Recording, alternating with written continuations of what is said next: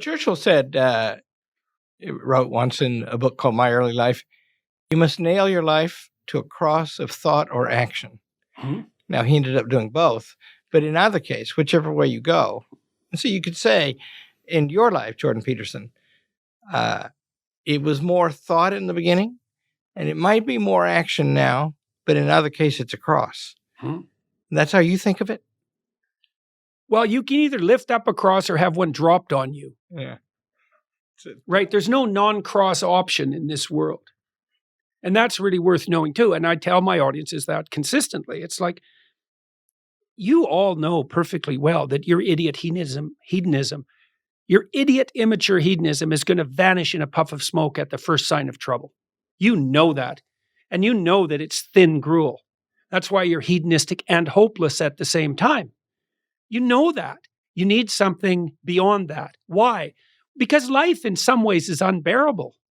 And so you need something worth bearing to make it bearable.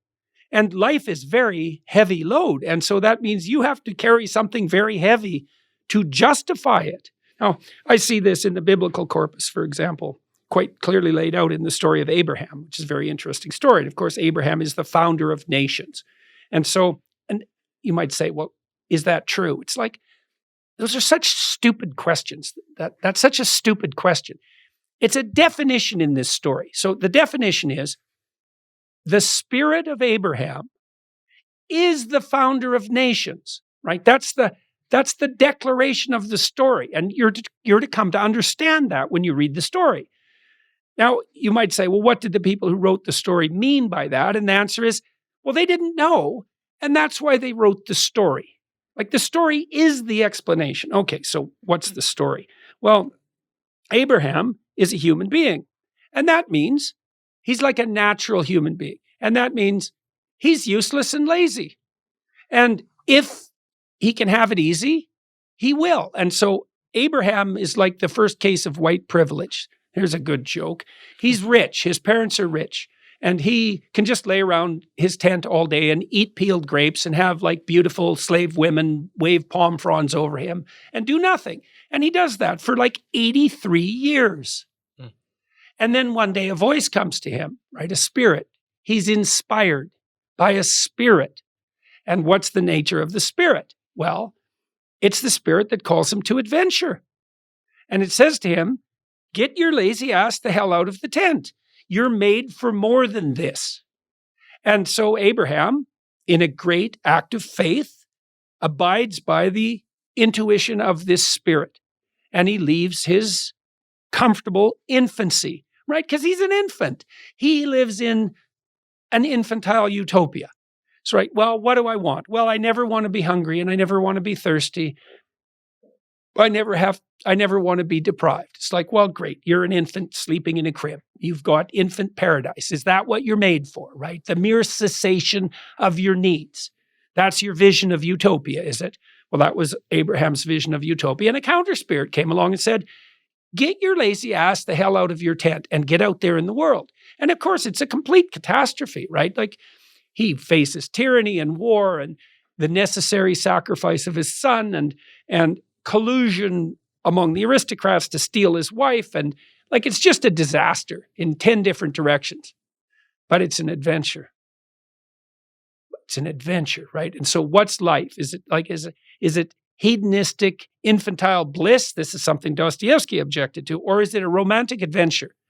Well, what do people go watch when they go see a movie? They watch a romantic adventure. Well, why? Because that's what they want in their life. They don't want peace and tranquility and guaranteed basic income and the pleasures of gratified infantile dependence. They want a bloody adventure.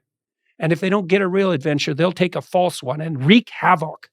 And we have no shortage of false adventures in our culture. So the woke culture and the transgender movement and all these great things that have come upon us so hard, are they going to suppress that for people? You're not going to get to have your adventure. You're going to have Well, they put forward a false adventure. And the false adventure is wave a placard and save the world.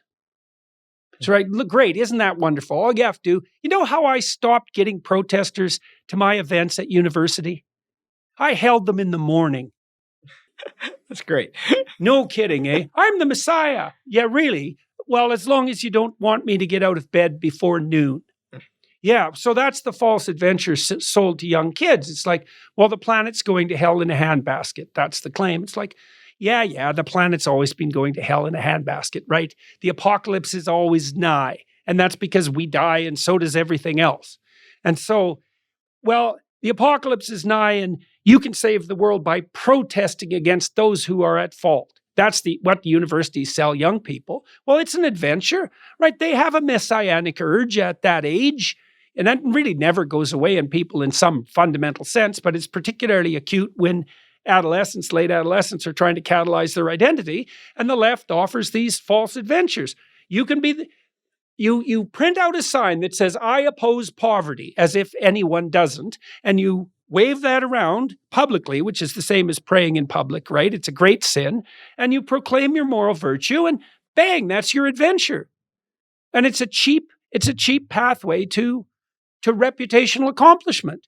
And part of the reason young guys do it, you know perfectly well, is because they're trying to impress young women. And it's kind of, what would you say? There's a surface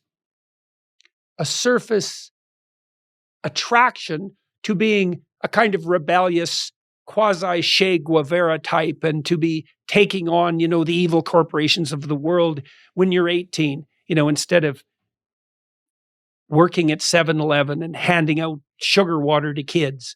Do you think that there's something that young people really need that will ultimately redeem them from this? Enough of them, at least, to save the world? Do you think that they need a burden?